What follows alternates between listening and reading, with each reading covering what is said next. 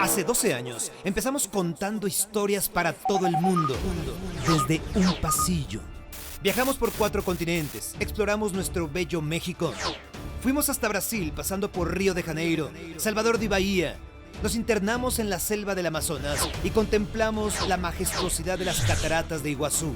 Viajamos a la Unión Americana, la Gran Manzana, Nueva York, la Ciudad de los Vientos, Chicago, la problemática Los Ángeles y la Ciudad del Pecado, Las Vegas. Además, en Dallas, donde mataron al presidente Kennedy.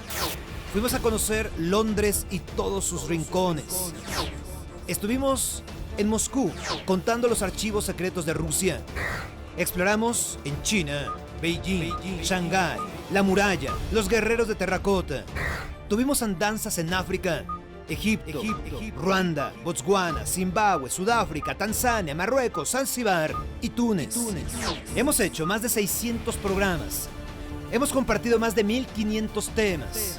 Hemos usado decenas de chamarras. Y por si fuera poco, hemos producido más de 6000 horas de televisión. Con orgullo, podemos contar que hemos recibido premios a favor de lo mejor, Medalla Nacional de Locución. ¿Y todo? Absolutamente todo. Gracias a ustedes. ¿Y saben qué? Estamos de regreso. Regresamos al origen. Nos encontramos, ustedes y yo, en el mismo lugar, porque nadie cuenta mejor la historia que nosotros. Esto es Difícil de Creer. La humanidad siempre ha estado loca. Al hombre se le ocurrió dominar el fuego, crear una rueda, navegar, descubrir tierras inimaginables, volar. Pero de todas, la mayor locura ha sido salir de la Tierra, conquistar el espacio, llegar a la Luna y caminar sobre ella. Este 2019 se cumple 50 años de un pequeño paso para el hombre y un gran salto para la humanidad. Y estamos aquí, en el Centro Espacial de Houston, para contar la historia. Es difícil de creer. Comenzamos. Hoy, en Difícil de Creer, desde la Estación Espacial de la NASA en Houston, mostramos las naves que hicieron posible la llegada a la Luna. Y entramos hasta los dormitorios de los astronautas durante su misión. Desciframos la pregunta que se ha hecho la humanidad por muchos años. ¿Por qué Neil Armstrong fue el primer hombre en pisar la superficie lunar? ¿Por qué él? Reproducimos el mensaje que la NASA censuró. Armstrong comunicó que estaba frente a una presencia extraterrestre. Analizábamos las razones por las que algunos piensan que el hombre no llegó a la Luna, que todo fue un montaje de los Estados Unidos. Todo será Difícil de Creer. ¿Ustedes se han preguntado cómo viven los astronautas? ¿Qué pasa en una estación espacial? ¿Cómo duermen? ¿Cómo hacen del baño incluso? Aquí en el Centro Espacial de Houston lo aprendemos. Es difícil de creer.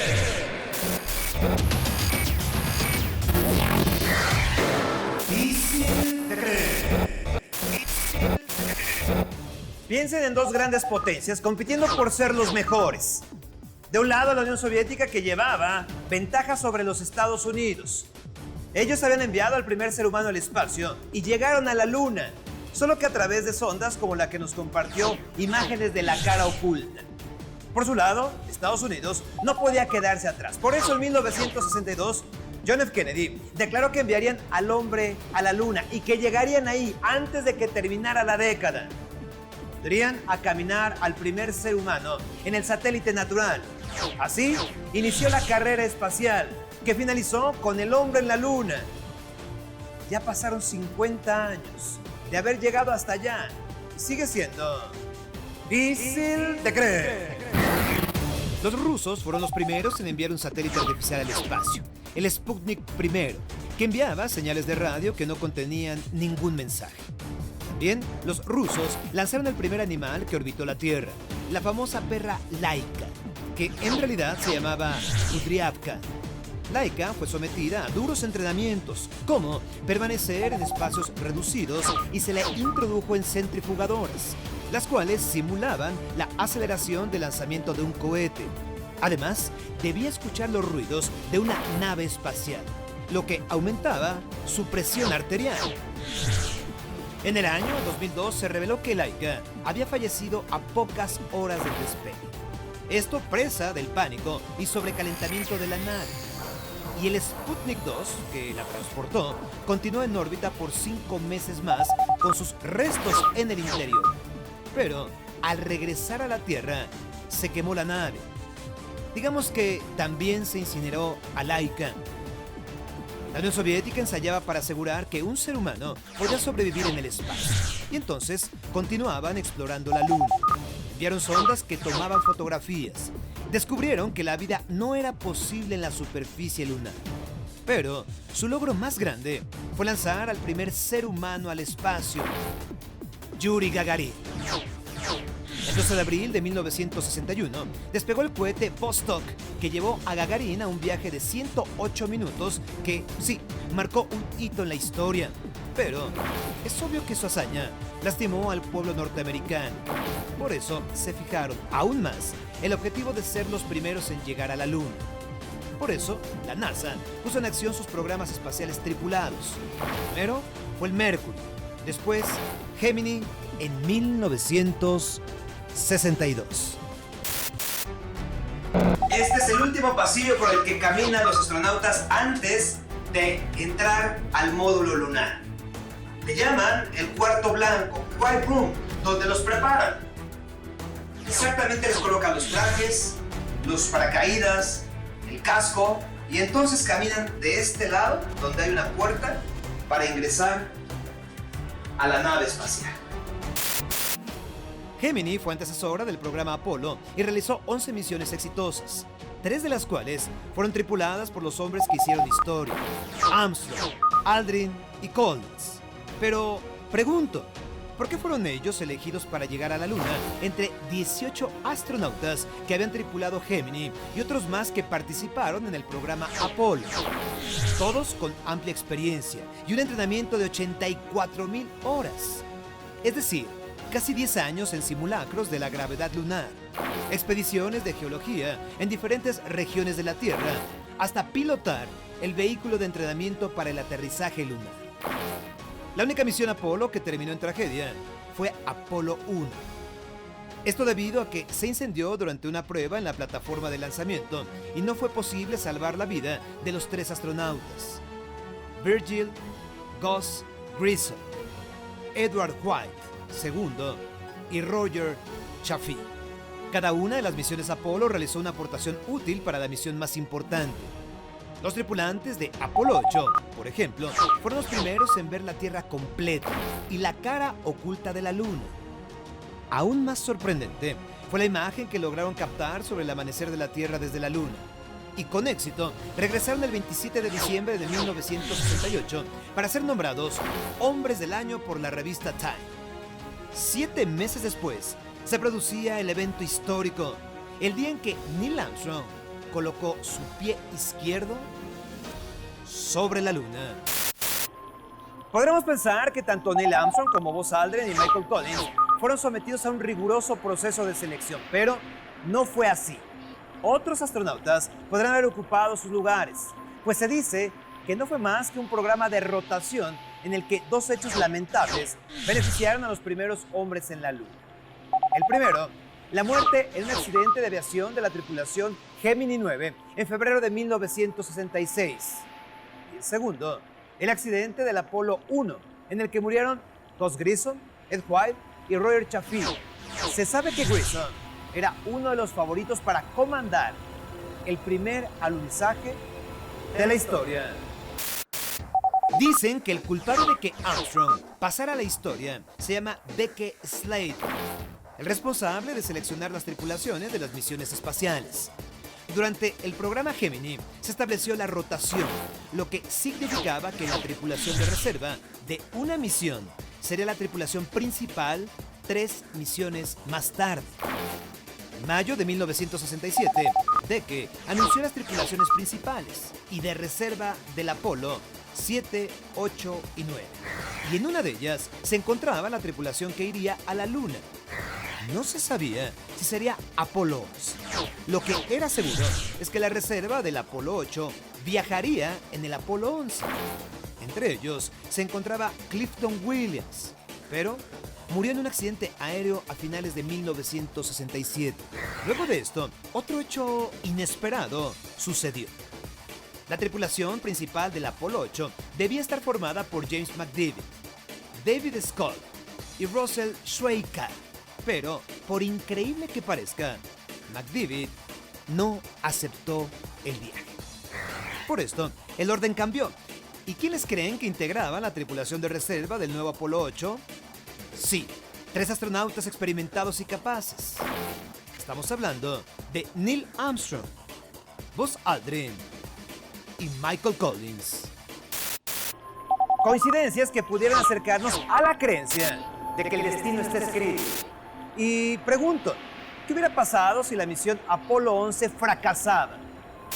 Ted les anunció que si algo salía mal, ellos tripularían la siguiente misión. Y de haber muerto, los primeros hombres en la Luna habrían sido Conrad y Bill, tripulantes del Apolo 12. A continuación, lo que no sabías de la misión Apolo 11. ¿Por qué Neil Armstrong, antes que nadie, puso su pie sobre la Luna? Analizamos las teorías de conspiración que aseguran que nos han mentido por 50 años, que la llegada del hombre a la Luna nunca ocurrió. 3 astronautas viajaron a la Luna, pero ¿dónde estuvo Michael Collins? ¿Por qué no aparece en las fotografías sobre la superficie lunar? Esto es... Easy de creer.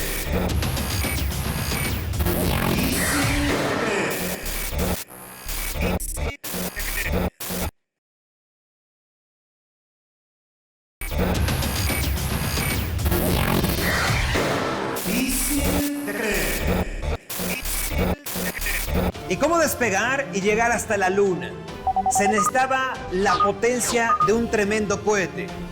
Se dice que eso, la potencia del cohete Saturno V, que elevó al espacio al Apolo 11, fue tal que durante casi 50 años ninguna misión espacial la había podido superar. Difícil de creer. All engines are running. We have liftoff. We have liftoff at 7 a.m. Eastern Standard Time. Para salir de la Tierra y llegar a la Luna se necesitaba mucho poder. La NASA construyó el cohete más poderoso de todos, el Saturno V. 110 metros de largo. Pesaba aproximadamente 2.700 toneladas al momento del despegue, con la capacidad de transportar fuera de la Tierra a 10 autobuses. 23 de diciembre de 1968. Aún con el Apolo 8 en órbita, el proyecto Apolo 11 comenzó su preparación para cumplir la gran hazaña: llegar a la Luna.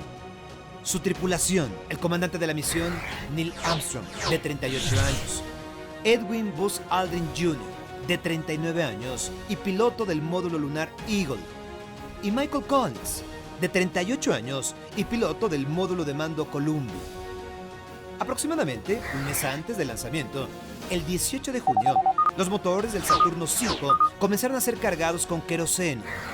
Horas previas al lanzamiento, fue bombeado el oxígeno e hidrógeno líquido para evitar pérdidas en las 3 etapas del cohete. El día D había llegado. Armstrong, Aldrin y Collins estaban listos para hacer historia. Hoy todos sabemos quiénes fueron Neil Armstrong, Buzz Aldrin y Michael Collins, esos 3 valientes. Pero antes de ser famosos, vivían problemas como todos los tenemos. Uno de ellos, que no tenían dinero para adquirir un seguro de vida que los protegiera en la arriesgada misión. Por lo que los 3 astronautas firmaron cientos de autógrafos un mes antes del despegue. ¿Qué hicieron con ellos? Los enviaron a un amigo con la tarea de venderlos o subastarlos, con la finalidad de recaudar fondos para sus seres queridos en caso de que algo saliera mal. A las 10:32 de la mañana del 16 de julio de 1969, el Saturno V, cohete encargado de propulsar al Apolo 11, abandonó la rampa de lanzamiento de Cabo Cañaveral. Los ojos del mundo entero estaban puestos en la enormidad que representaba dejar la Tierra para llegar a otro lugar. Aproximadamente 15 minutos después de su despegue, el Apolo 11 se encontró en órbita a 215 kilómetros de altura para comenzar con las maniobras de lo que se conoce como órbita de aparcamiento, donde permaneció 3 horas para calibrar instrumentos, seguir las rutas de navegación y comprobar que su trayectoria era la correcta. Mientras tanto, el control de la misión en nuestro planeta verifica que la localización de la nave y que todo marche bien, con la ayuda de 15 estaciones de rastreo en todo el planeta.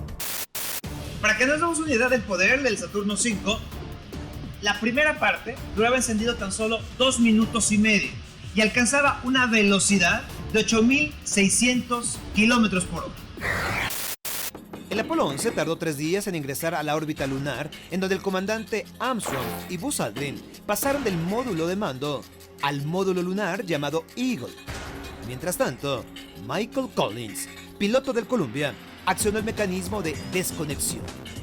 Entonces, el Eagle empezó a separarse de su compañero de viaje, comenzando así la complicada maniobra de descenso hacia el suelo lunar. En tan solo unos minutos, el Eagle llegó al lugar previsto para el alunizaje. A tan solo 15 kilómetros de la superficie, todo parecía indicar que estaba listo. Y de acuerdo a lo previsto, se activa por segunda vez el motor del módulo lunar.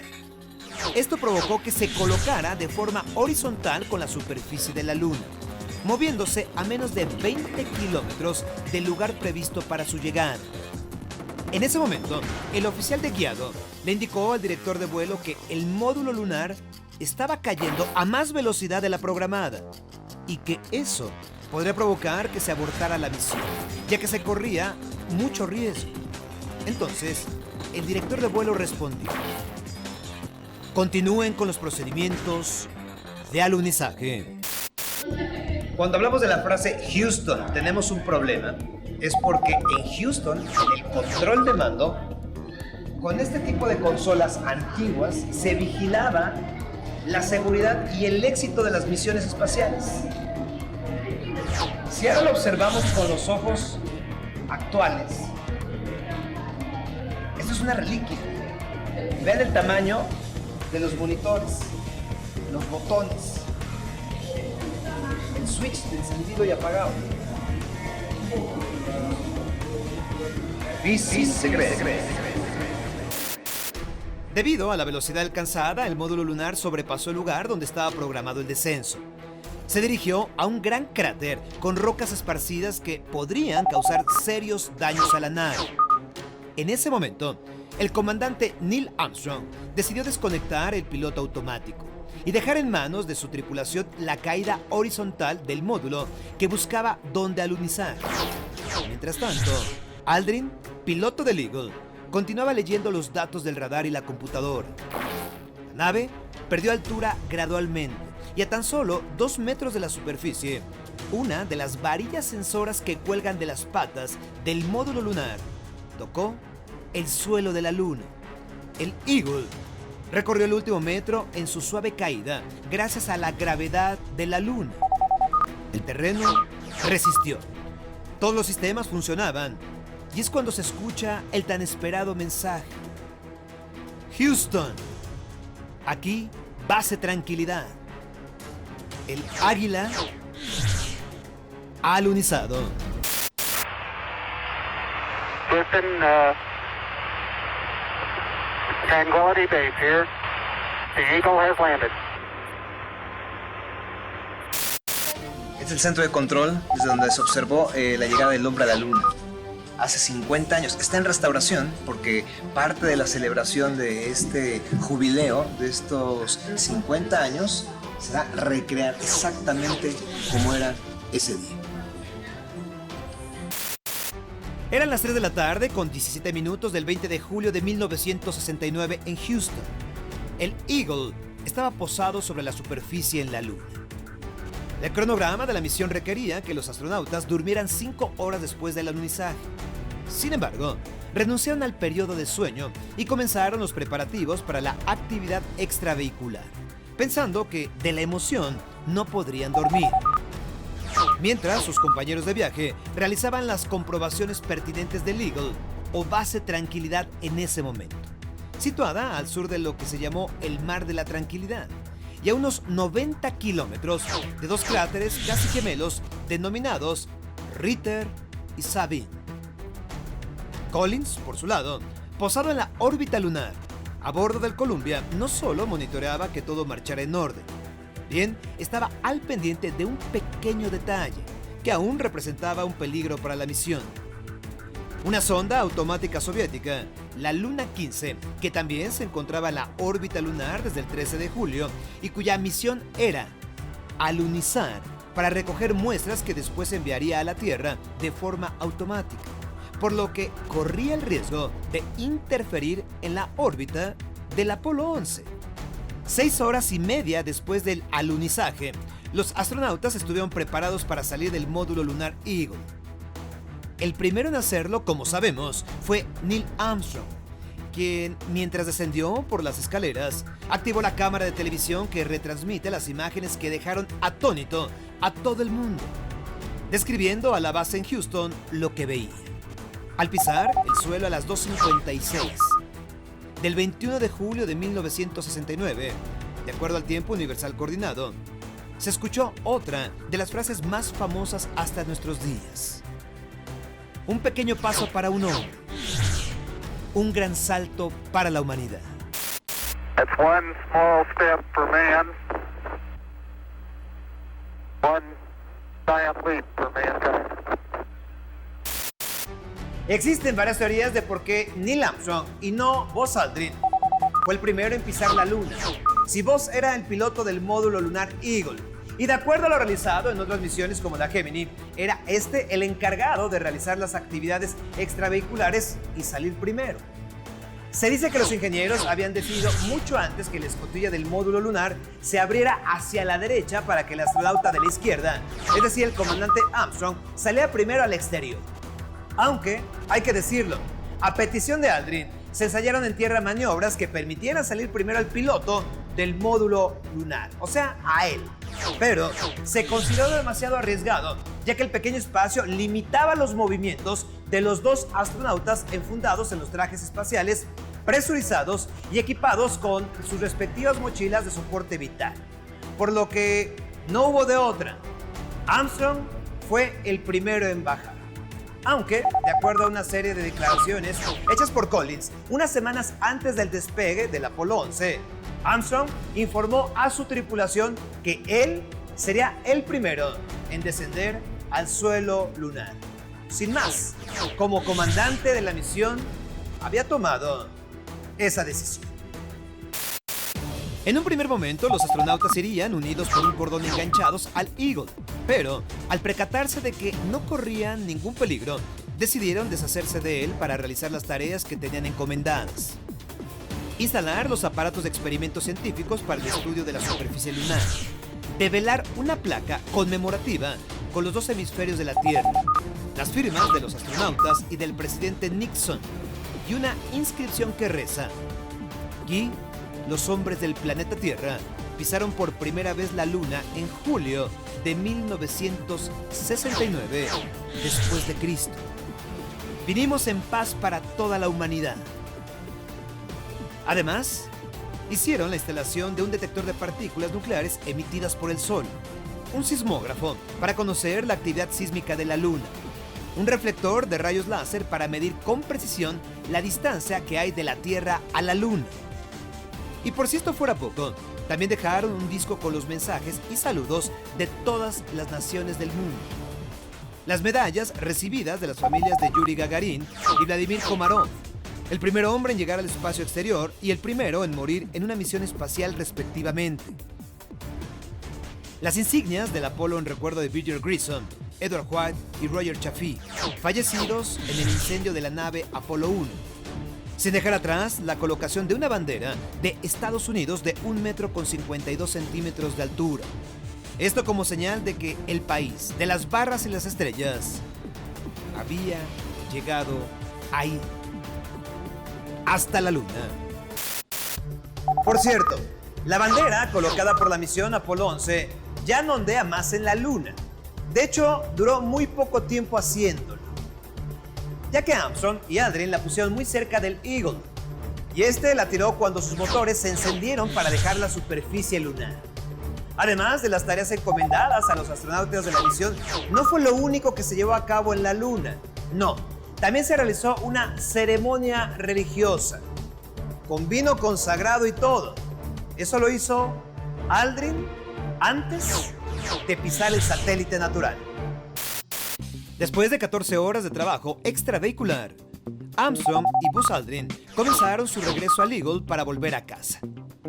El capitán Aldrin fue el primero en regresar al módulo, seguido de su comandante Armstrong, con 22 kilos de rocas lunares que serían analizadas en la Tierra.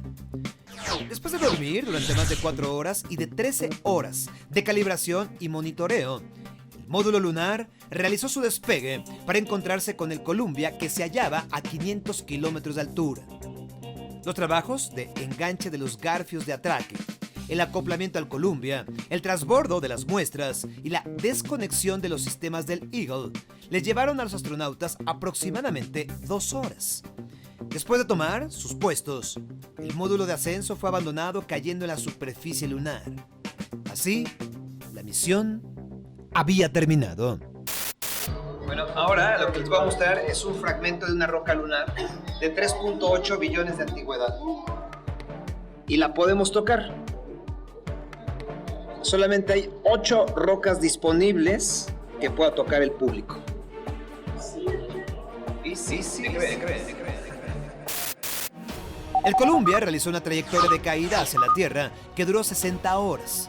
Durante su regreso, tuvo que realizar algunas correcciones de rumbo, ya que Houston les informó que había malas condiciones para el amerizaje, redirigiendo al Apolo 11 a 1500 kilómetros al sudoeste de las Islas Hawái, donde fue recogido por el portaaviones USS Hornet. Durante 12 años, la transmisión de la llegada del hombre a la Luna tuvo el récord de audiencia a ser vista por más de 600 millones de personas. Repito, 600 millones de personas en todo el mundo. Esto a través de la televisión. Récord que después fue superado en 1981 por la boda de la princesa Diana, que mantuvo 750 millones frente a la televisión. Al regresar, es cierto que la misión Apolo 11 y la llegada del hombre a la Luna estuvieron siempre vigiladas por extraterrestres. Además, ¿qué pasó con el más famoso de los astronautas de la misión? Buzz Aldrin, quien se convirtió en una verdadera estrella que no supo manejar la fama. Esto es TDC.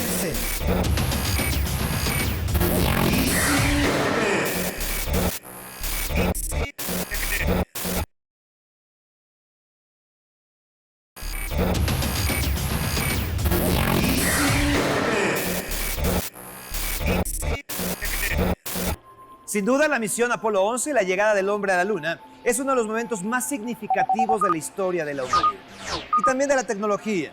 Sin embargo, hay quienes aseguran que esto realmente no sucede y que todo fue un montaje, una farsa, un engaño mediático del gobierno en conjunto con la NASA, en plena Guerra Fría entre Estados Unidos y la ex Unión Soviética, dando pie a las teorías de conspiración más difíciles de creer. Desde principios de los años 70, las teorías que ponían en duda la gran hazaña de la llegada del hombre a la Luna comenzaron a surgir, argumentando que todo había sido una gran mentira. Una mentira por parte del gobierno de los Estados Unidos de Norteamérica, quien tenía la idea de que si lograba colocar al hombre en suelo lunar antes que la Unión Soviética, esto representaría su primera gran victoria en la llamada Guerra Fría, a pesar de que los soviéticos ya habían logrado poner un satélite artificial en órbita, el Sputnik, en 1957, que ya habían puesto al primer hombre en el espacio y habían llevado a cabo el primer paseo espacial. Una de estas teorías sostiene que este montaje por parte del gobierno de los Estados Unidos se hizo en el desierto de Nevada, filmado por el mismísimo Stanley Kubrick, quien un año antes, en 1968, había estrenado su película clásica, El 1, Odisea del Espacio. Las diferentes teorías de conspiración o conspiranoia, como la llaman algunos, se basan sobre todo en algunas peculiaridades de las fotografías tomadas por la misión Apolo 11, fundamentando 4 detalles en particular. 1. El hecho de que la bandera clavada por Armstrong en suelo lunar parece moverse cuando, en teoría, la ausencia de atmósfera en nuestro satélite natural provoca que no haya viento. 2. La huella dejada por Armstrong les parece falsa a los detractores, ya que, dada la sequedad del suelo, no permite ni justifica su impresión. 3. Que en las fotografías tomadas nunca se ven las estrellas. Y 4. Que no se observa ninguna especie de cráter u orificio generado por los motores de descenso cuando el Eagle alunizó. Esto es una recreación del suelo lunar. Si observan hacia el fondo, no se ven las estrellas. Y la razón es muy simple. Todos los astronautas de las misiones Apolo descendieron en la Luna en días lunares. Por eso no se ven las estrellas. No tiene que ver con ninguna conspiración.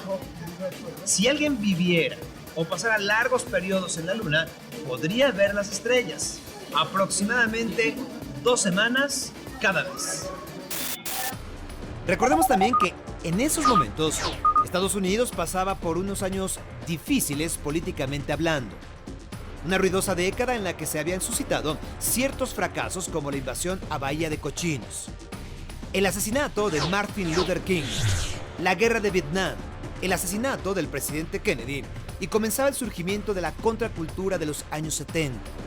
Fue precisamente esta contracultura que propició que la creencia de que el hombre nunca había llegado a la luna tomara más fuerza con el estreno, en 1978, de la película de ciencia ficción Capricornio 1, en la que se muestra a la NASA intentando falsificar un aterrizaje en Marte.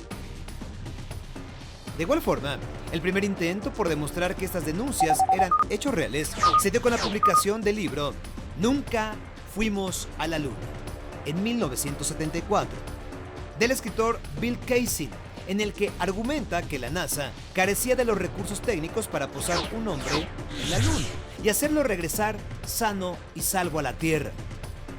No solo eso, en su libro, Kaysing menciona que el incendio del Apolo 1, donde perdieron la vida 3 astronautas, no fue un accidente, sino un triple asesinato, así como la muerte de Thomas Ronald Barrow, inspector de control de calidad de la aviación norteamericana, quien perdió la vida cuando su auto fue embestido por un tren justo después de que rindió declaración frente al Congreso por el accidente del Apolo 1.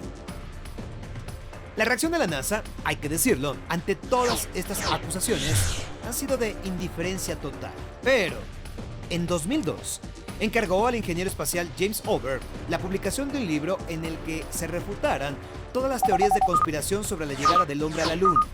Sin embargo, tiempo después le pidió que no lo hiciera, ya que eso traería mala publicidad a la NASA. Además, no se consideró obligada a responder las preguntas de sus detractores. Decimos que el hubiera no existe, pero permítame preguntar, ¿qué habría pasado si todo esto fuera cierto? ¿Acaso no los soviéticos habrían sido los primeros interesados en saber si dicho fraude fue real? Desatando quizás una guerra con ese pretexto. O peor aún, ¿acaso fueron cómplices de esto y entonces actuaron en contra de sus propios intereses? Difícil de creer.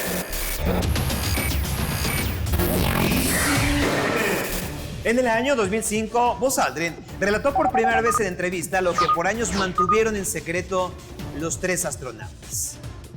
La nave Apolo 11 no estaba sola en el espacio. En septiembre del año 2011, volvió a hablar de esta experiencia ante las cámaras de una cadena de televisión de Francia. De acuerdo a su relato, a través de la ventanilla del Apolo 11, lograron observar un objeto misterioso que volaba muy cerca, pero jamás pudieron identificarlo. Michael Collins incluso observó con el telescopio, pero no hablaron de ello por temor a que les ordenaran regresar a la Tierra de inmediato, o bien que la gente que los escuchaba desde todos los rincones del mundo entrara en pánico. Pregunto, ¿acaso vieron ¿Los astronautas extraterrestres? ¿Selenitas? Difícil de creer. Existe una grabación supuestamente captada por radioaficionados que fue bloqueada al público en aquel momento. Recuerden que la transmisión de la llegada a la Luna se hizo en directo, en vivo. En este audio se aprecia la voz de Armstrong en comunicación con el centro de control en Houston. A continuación, la reproducimos. We have some explanation for that. We have none. Don't worry. Continue your program. Oh boy, it's really something super fantastic here. You couldn't ever imagine this. Roger, we know about that. Could you go the other way? Go back the other way. Well, this kind of ridge pretty spectacular. God, what is that there? That's a hollow. What the hell is that? No, tango. There's kind of light there. Armstrong dijo que vio una luz intensa proveniente de un cráter, pero la comunicación se detuvo de forma abrupta. Es imposible encontrar rastro de este suceso en las fotos y películas que la NASA hizo públicas o en los documentos que conservan los archivos nacionales, pues, misteriosamente, desaparecieron 698 cintas de 700 que había de la misión. Sí es cierto que el Apolo 11 no estaba solo en la Luna. ¿Se han preguntado qué pretendían entonces los seres extraterrestres siguiendo la nave espacial? ¿Se trata de una advertencia? ¿De una confrontación? ¿Habría algo más que vieron Neil Armstrong, Buzz Aldrin y Michael Collins que aún está en secreto, archivado? Difícil de creer. Una vez que los astronautas vieron al objeto volador no identificado cerca de ellos, se comunicaron con el centro de control para preguntar dónde estaba el S-4B, el tercer módulo del cohete que los había lanzado a la Luna. Pensaban que aquel objeto extraño podía ser el cohete, pero luego de unos minutos, Houston respondió que se encontraba a 6.000 millas náuticas, es decir, aproximadamente a 11.000 kilómetros. Así que era imposible que fuera el cohete lo que estaban viendo. Según Buzz Aldrin, se trataba de un objeto en forma de anillo que se movía en elipse. Pero en ese momento acordaron no hablar de la experiencia con nadie. Lo hicieron a su regreso a la Tierra con los líderes de la misión, pero la NASA decidió no hacer pública su narración. Y entonces obligaron a la tripulación a guardar el secreto. Sin embargo, la NASA sabe que han sido muchas las misiones que se han encontrado con objetos extraños. Eso durante sus viajes en órbita. Neil Armstrong también habló de esto. El primer hombre en pisar la Luna dijo que vieron estructuras en el satélite natural que evidenciaban que alguien pudo estar ahí. Según Armstrong, eran naves muy superiores a las que conocemos, tanto en tamaño como en tecnología. Este traje lo usó Michael Collins, quien estuvo orbitando la Luna mientras Aldrin y Armstrong estaban en el suelo lunar. Al regresar a la Tierra, les colocaron este traje de aislamiento biológico para prevenir cualquier contagio de algo que pudiera haber traído de la Luna. Después de 21 días, aislados al regresar a la Tierra por prevención, se convirtieron en celebridades. Empezaron a viajar por distintos países, recibieron reconocimientos y miles de aplausos. Eran unos auténticos rockstars. Buzz Aldrin era carismático, pero flaqueó con tanta fama y encontró en el alcohol su mejor compañero para celebrar el momento culminante de su carrera. Pero, después de eso, Aldrin ya no tenía una meta interesante. También estaba en bancarrota y terminó con su primer matrimonio y con el segundo. Su madre también fue víctima de la fama y descenso de su hijo y terminó por quitarse la vida con pastillas para dormir. Su abuelo también fue una víctima. Se pegó un tiro en la cabeza. Aldrin dejó las naves espaciales, los aviones de combate y terminó como vendedor de autos de lujo. Libró accidentes automovilísticos y arrestos por estar borracho, hasta que un día el héroe logró levantar cabeza y decidió integrarse a Alcohólicos Anónimos.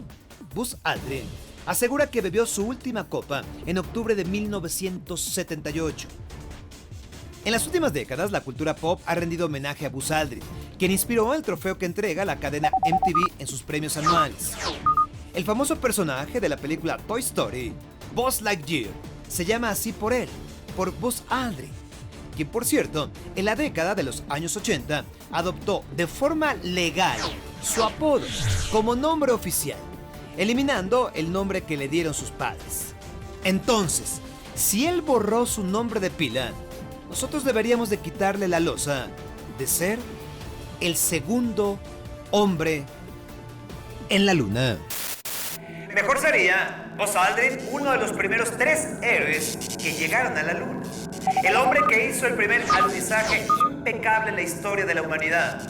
El hombre que horas antes de salir a explorar el suelo lunar, comulgó al realizar una breve y personal ceremonia religiosa con un cáliz de plata, un poco de vino y una hostia que llevaba con él. El hombre que se elevó hasta el infinito, luego descendió al infierno y vivió para contar ambas cosas. Buzz Aldrin, el hombre que, ante la necedad de relegarlo a una segunda posición, declaró que al menos él fue el primer hombre en orinarse en la luna. Difícil de creer. Llegamos a la luna por primera vez hace 50 años. ¿Qué sigue en materia de exploración espacial? ¿Cuál será la siguiente misión? ¿Son los viajes a Marte una realidad? ¿Y qué de cierto en que se planea el próximo viaje a la luna? Esto es Difícil de creer.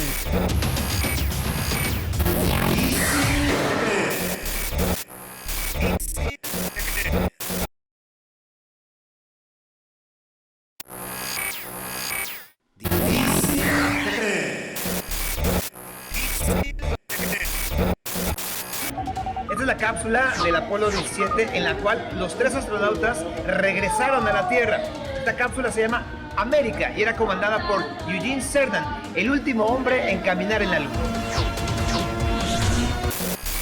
El primer paso del presidente Donald Trump para lograr su objetivo de viajar de nuevo a la Luna ha sido la recuperación del Consejo Nacional del Espacio, el cual tuvo un papel fundamental en las décadas de los 60 y 70 y que llevaba clausurado desde 1993. Hay que contar que la NASA lleva más de 10 años construyendo un cohete y una cápsula espacial diseñada para llegar a Marte y el espacio profundo, por lo que muchos consideran que el enfocar esfuerzos en llegar de nuevo a la Luna sería dar un paso atrás y tirar años y dinero de investigación por la borda.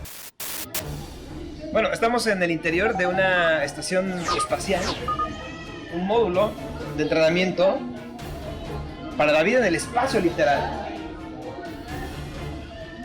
Es, digamos, la aportación norteamericana a esta forma de vivir, explorando el espacio, vigilando la Tierra. Literalmente, toda la información que hay sobre este espacio es un hogar en el espacio. No lo veamos solamente como una situación técnica o científica, sino como una posibilidad de exploración de cómo podríamos vivir fuera de la Tierra. Y de este lado están las habitaciones de la tripulación. Es muy simpático ver de este lado pues los lugares donde se lleva la vida cotidiana de la tripulación. La cápsula, pequeña cápsula donde se bañan, donde comen y donde duermen. Ese compartimiento para descansar. Mientras el presidente Trump y su vicepresidente Pence siguen soñando con la Luna, la nueva carrera espacial ha tomado otro rumbo. Y como en aquellos años 60 se dio entre 2 países, ahora se ha convertido en una carrera entre 2 empresas tecnológicas, Tesla y Amazon, y de sus respectivos fundadores, Elon Musk y Jeff Bezos respectivamente. El primero, Elon Musk, a través de su empresa SpaceX, ha logrado poner en el espacio un cohete capaz de duplicar la cantidad de carga máxima que se transportaba hace décadas desde nuestro planeta. El pasado jueves, 11 de abril, el lanzamiento del Falcon Heavy colocó a la empresa SpaceX de Elon Musk como punta de lanza en la nueva carrera espacial y en el diseño de nuevos y cada vez más modernos transportes espaciales. dejando claro que el hombre es capaz de conquistar el espacio más allá de sus fronteras. Por su parte, la empresa Blue Origin, propiedad del fundador y director ejecutivo de Amazon, Jeff Bezos, se encuentra haciendo también su labor, quizás en menor escala y menos ambiciosa que la de Musk. Con la mira en lo que será el turismo espacial, Blue Origin ha realizado 10 vuelos de prueba de su misión New Shepard, un lanzador vertical también reutilizable que consiste en una cápsula presurizada sobre un propulsor. Un sistema comercial capaz de llevar a una tripulación de 6 personas en viajes de 11 minutos que se han denominado como turismo espacial suborbital. Estos, escúchenlo bien, con un costo de entre 200 y 300 mil dólares por persona. Somos afortunados de ver la conquista del espacio, una muestra de que el hombre puede llegar hasta donde desee. Regresaremos a la Luna, sí, y alcanzaremos Marte también. Pero mientras, valoremos el lugar en donde estamos parados, la Tierra, el planeta azul, el único hogar seguro que tenemos. Difícil de creer. Hasta la próxima.